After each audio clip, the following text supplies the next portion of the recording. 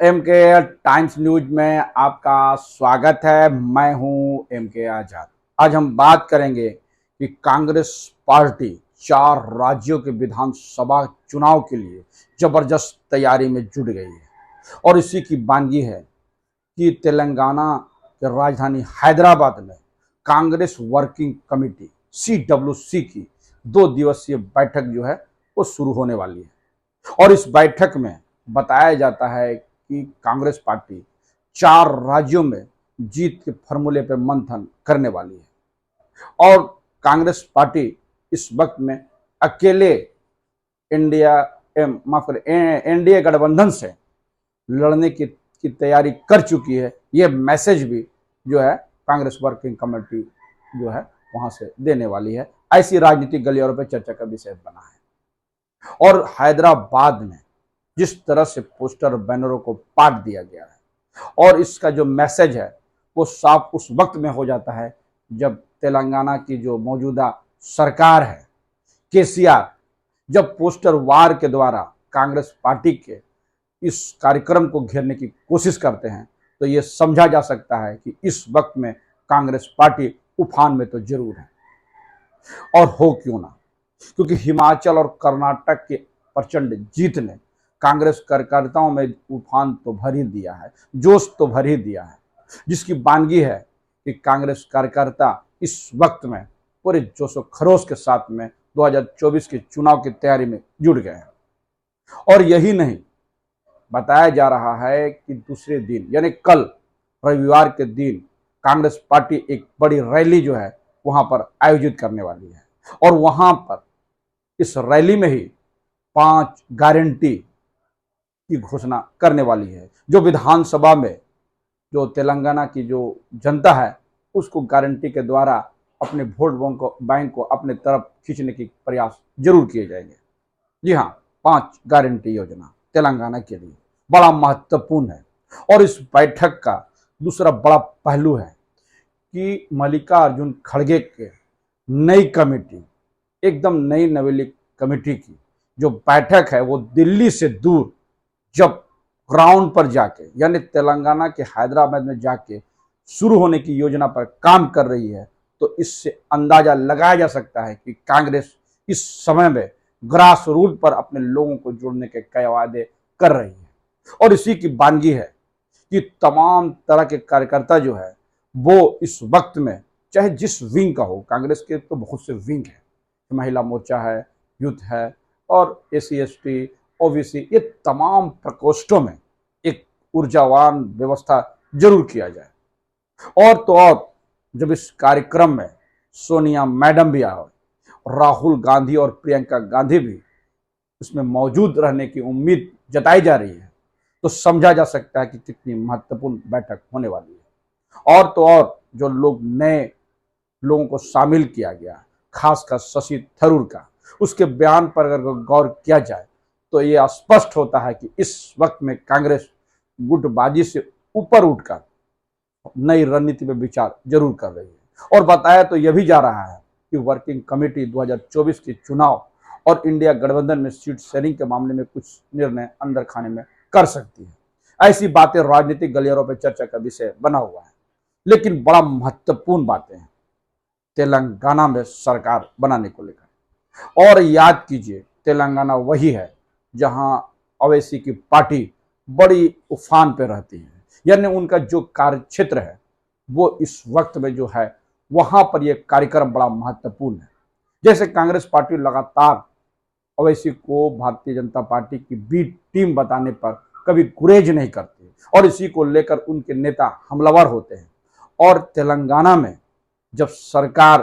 पर हमला होगा तो जाहिर सी बात है असदुद्दीन ओवैसी पर भी बड़े हमले की बातें सामने आ रही है, यानी उसको भी टारगेट में लेने की बातें की जा रही है। यानी इस बात की ओर कांग्रेस पार्टी अग्रसर है और मुतमईन है कि जिस तरह से ओवैसी जो है लगातार कांग्रेस पार्टी को डैमेज करके भारतीय जनता पार्टी को फायदा पहुंचाने की कोशिश में लगी रहती है, उसका काउंटर वहीं पर जाके करने की जरूरत आन पड़ी है। जी हाँ, तो तेलंगाना की राजनीति के बहाने और जो मध्य प्रदेश, राजस्थान और छत्तीसगढ़, इसकी जो चुनाव के जो अंदर खाने की जो रिपोर्ट है, उससे कांग्रेस तो बहुत ज़्यादा उत्साहित है। और मध्य प्रदेश की बात किया जाए तो लगातार करीब 40 नेताओं ने भारतीय जनता पार्टी का दामन छोड़कर कांग्रेस में शामिल होने की जो नीति अपनाई और बड़े बड़े काफिलों के साथ जब गर्मजोशी से उनका स्वागत हुआ, तो ये बड़ा महत्वपूर्ण हो जाता है। एक तो एंटी इनकम्बेंसी का डर जो शिवराज सिंह चौहान के लिए परेशानी का सबब बना हुआ है, दूसरी तरफ जो कांग्रेस से गद्दारी करके चले गए यानी सिंधिया एंड कंपनी, यानी उनके जो गुर्गे थे या उनके लोग जो थे, वो लोग जिस तरह से वहां पर अपनी व्यवस्थाएं बनाई और अंदर खाने की लड़ाई भी इन्हीं की वजह से भारतीय जनता पार्टी को परेशानी का सबब बनता हुआ दिख रहा है। जी हाँ, तो यही बातों को लेकर और राजस्थान की बात किया जाए तो राजस्थान में वसुंधरा राजे सिंधिया का जो गुट इतनी मजबूत है और इसको पार पाने में मौजूदा सरकार जो है वो असक्षम नजर आती है। तो ये समझा जा सकता है कि तमाम प्रयासों के बावजूद भी जो राजस्थान की आंतरिक लड़ाई पर भारतीय जनता पार्टी काबू तो बिल्कुल नहीं कर पाई है और इसके प्रयास में वो लगातार लगी हुई है। तो बताया जाता है कि राजस्थान का जो ट्रेडिंग है वो यही है कि उनकी एक बार सत्ता के बाद उनकी सत्ता से विदाई हो जाती है, लेकिन अशोक गहलोत का दावा है कि उनकी सरकार दोबारा वापसी करेगी और इसी को लेकर रणनीति बनाई गई है। और इस वक्त में इस बात को और धार लग जाता है जब अशोक गहलोत और सचिन पायलट की जो लड़ाई थी उसको कांग्रेस पाटने में कुछ हद तक जो है वो कामयाब होती हुई दिखती है। जी हाँ, और तो और सचिन पायलट जो CWC में जो जगह देकर उसको एक तरह से खुश करने के जो प्रयास किए हैं और बताया जाता है कि सचिन पायलट के बहुत से नेताओं को टिकट देने की योजना पर भी कांग्रेस बड़ी गंभीरता से विचार कर रही है। और इस तमाम चीजों के बीच एक महत्वपूर्ण बात है, मल्लिकार्जुन खड़गे जो दक्षिण भारत से आते हैं और दक्षिण भारत में जिस समाज से वो बिलोंग करते हैं उसकी बड़ी तादाद आपको तेलंगाना में भी नजर आएगी, यानी अनुसूचित जाति की। तो अनुसूचित जाति से आने वाले मल्लिकार्जुन खड़गे का एक बड़ा वर्ग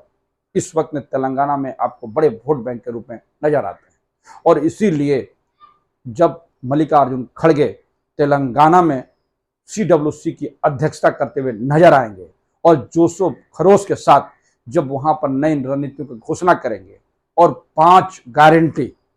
जिसके बारे में जब घोषणा की जाएगी, बड़ा महत्वपूर्ण हो जाएगा कि तेलंगाना की जनता इस बार कांग्रेस की गारंटी पर कितना विश्वास कर पाती है। लेकिन एक बात तो निश्चित तौर पर हम कह सकते हैं कि मौजूदा सरकार को इस वक्त में कांग्रेस पार्टी जिस तरह से परेशान करते हुए नजर आ रही है और बताया तो यह भी जाता है कि इस CWC की बैठक में राहुल गांधी की जो भारत जोड़ो यात्रा पार्ट 2 है उसकी अंतिम रूपरेखा भी तैयार कर दी जाएगी। जी हाँ, तो बड़ा महत्वपूर्ण है और बड़े आशा के साथ बड़े लोग दिल थाम कर बैठे हैं कि भारत जोड़ो यात्रा पार्ट 2 पे और राहुल गांधी किस और अपने रुख को कायम करेंगे और किस तरह अपने रुख से भारतीय जनता पार्टी के लिए परेशानी का सबब बनेंगे। बताया जाता है कि सत्ता के गलियारों में बैठे हुए लोग इस वक्त में राहुल गांधी की उसी रणनीति पर, काट की पूरी नीति पर विचार करते हुए नजर आ रही है। ऐसी बातें राजनीतिक गलियारों पर चर्चा का विषय बना हुआ है, क्योंकि राहुल गांधी का पार्ट 2 की जो यात्रा का रोड मैप के बारे में जो अंदर खाने से बात छनकर आ रही है वो मध्य प्रदेश, राजस्थान और बड़े पैमाने पे उत्तर प्रदेश की जो जमीन को टच करते हुए नजर आएगी। बड़ा महत्वपूर्ण है। एक तरफ जो है कांग्रेस पार्टी दक्षिण में CWC की बैठक से यह स्पष्ट करना चाहती है कि भारतीय जनता पार्टी का दक्षिण भारत में नो एंट्री का बोर्ड लगा दिया जाए, यानी एक भी सीट जो है भारतीय जनता पार्टी को दक्षिण में ना आए, इसकी पूरी रणनीति तैयार करने के लिए हैदराबाद में CWC की बैठक कर रही है। दूसरी तरफ भारतीय जनता पार्टी के जो उर्वरक भूमि है जहां उनको ज्यादा वोटें आती है, उत्तर प्रदेश की बात कर रहा हूं, तो वहां पर किस तरह से गोलबंदी करके उनकी सीटें कम की जाए। और देखा जाए तो 2014 से 2019 के बीच में करीब 9 सीटों का नुकसान तो भारतीय जनता पार्टी को हो चुका है। और घोषित उपचुनाव पर अगर बारीकी से नजर डालें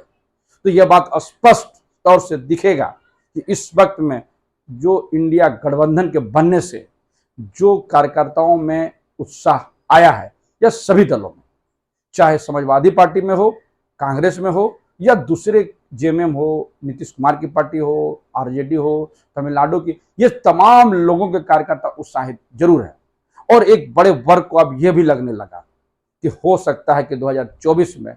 वर्तमान मौजूदा सरकार की सत्ता में विदाई हो जाए और नए गठबंधन में के लोग सत्ता संभाल ले। ऐसी राजनीतिक गलियारों पर चर्चा का विषय अब ज्यादा गर्म होते हुए नजर आती है। बहरहाल जब राहुल गांधी की भारत जोड़ो यात्रा पार्ट 2 की शुरुआत होगी और उसके रुख और किस तरह से लोग अब जो है इसमें जुड़ते चले जाएंगे और कौन कौन और बड़ी हस्तियां इसमें शामिल होगी, यानी इस पैदल यात्रा में कौन कौन लोग शामिल होंगे, ये बड़ा महत्वपूर्ण होता हुआ दिखेगा। लेकिन जिस तरह से भारत जोड़ो यात्रा प्रथम में राहुल गांधी को माइलेज मिला और उसके बाद कांग्रेस के कार्यकर्ता में जो उत्साह हुआ, ये बड़ा काबिले तारीफ है। और इसी की बानगी थी कि कर्नाटक चुनाव में भारतीय जनता पार्टी के हाथों से सत्ता छीन ली। और कहते हैं कि राजनीतिक पार्टी में उसके कार्यकर्ता जब उत्साहित होते हैं तो जीत अपने आप हो जाती है, क्योंकि राजनीति में सबसे महत्वपूर्ण विभाग और जो भाग निभाते हैं वो तो कार्यकर्ता ही निभाते हैं, वही तो पार्टी की रीढ़ होती है। और जिस तरह से लगातार कांग्रेस पार्टी हारते चले जा रही थी, उनके कांग्रेस कार्यकर्ता हतोत्साहित तो जरूर थे, लेकिन जिस तरह से राहुल गांधी की भारत जोड़ो यात्रा शुरू हुई और लगातार मल्लिकार्जुन खड़गे का अनुभव जब साथ मिलते चला गया तो कांग्रेस पार्टी ऊर्जावान जरूर हुई। और हिमाचल और कर्नाटक दो राज्य तो अभी हाल फिलहाल में ही कांग्रेस ने भारतीय जनता पार्टी से छीन ली। और जिस तरह से रिपोर्टें आ रही है वो भारतीय जनता पार्टी के लिए शुभ संकेत तो बिल्कुल नहीं है। तो देखना यह है कि हैदराबाद में CWC की जो बैठक है वो बड़ी महत्वपूर्ण है। एक तरफ तो तेलंगाना में 5 गारंटी की और बड़ी रैली के साथ 5 गारंटी योजना की घोषणा की जाएगी। दूसरी तरफ मध्य प्रदेश और छत्तीसगढ़ और राजस्थान और तेलंगाना चुनाव पे रणनीति बनाते हुए नजर आएगी। तो दूसरी तरफ राहुल गांधी की जो भारत जोड़ो यात्रा 2 है उसकी रूपरेखा अंतिम रूप दे दी जाएगी। ये बड़ा महत्वपूर्ण बात है। और 2024 के लिए भी मंथन हो, सीट शेयरिंग के बारे में CWC की अपनी नजरिया सामने आए तो कोई बड़ी बात नहीं होगी। बहरहाल जिस तरह से CWC जमीनी स्तर पर जब अपने कार्यक्रम आयोजित करने लगेगी और बताया जाता है कि जब इंडिया गठबंधन ने भोपाल में पहली बैठक यानी पहली बड़ी रैली का आयोजन करने का जो निर्णय किया है वो बड़ा महत्वपूर्ण है। वो तो आने वाला वक्त में जुटेगा कि पता चलेगा कि उस रैली में कितनी भीड़ आई और कैसे रेस्पॉन्स भारत की जनता इस वक्त में इंडिया गठबंधन को देने जा रही है। ये तो आने वाला वक्त में पता चलेगा। लेकिन CWC की बैठक बड़ी महत्वपूर्ण होते हुए चली जा रही है। और बताया जाता है अंदर खाने से कि जो है एक पार्टी है जो जगनमोहन रेड्डी की बहन YS शर्मिला, उनकी जो पार्टी है उसका कांग्रेस में संभवतः विलय हो जाए, क्योंकि लगातार शर्मिला जी कांग्रेस के तरफ उनकी नजदीकियां जरूर बढ़ते हुए नजर आई। जब DK शिवकुमार से वो मिली और उनको गुलदस्ता देते हुए नजर आई और राहुल गांधी की जब सदस्यता बहाल हुई तो जिस तरह से YS शर्मिला ने राहुल गांधी को धन्यवाद दिया, ये बड़ा महत्वपूर्ण होते हुए चले जा रही है। दरअसल 2021 में जो है जगनमोहन रेड्डी की जो बहन है उन्होंने अलग पार्टी बना ली, लेकिन इस वक्त में कांग्रेस के जो स्थानीय जो नेता है यानी प्रदेश की जो इकाई है वो YS शर्मिला को पार्टी में शामिल कराने के खिलाफ बताई जाती है। यही पेच फंसी हुई है। बहरहाल देखना है कि शर्मिला की जो तेलंगाना की पार्टी है वो कांग्रेस में शामिल होती है या नहीं, क्योंकि उनका विलय की बात हो रही है, उन पार्टी का कांग्रेस में विलय की बात चल रही है। तो सवाल यह उठता है कि जो कुछ भी है, लेकिन CWC की महत्वपूर्ण बैठक तेलंगाना की सरकार के माथे पर पसीना तो जरूर ला रहा है। और यही नहीं, भारतीय जनता पार्टी के पसीना से भी साफ स्पष्ट होता है कि CWC की बैठक में निर्णय क्या हो। तो हमारा ये वीडियो कैसा लगा अपने कमेंट्स बॉक्स में जरूर कमेंट्स करें, और जिन्होंने अभी तक हमारे न्यूज़ को सब्सक्राइब नहीं किया उसे निवेदन है कि सब्सक्राइब कर दे। नमस्कार।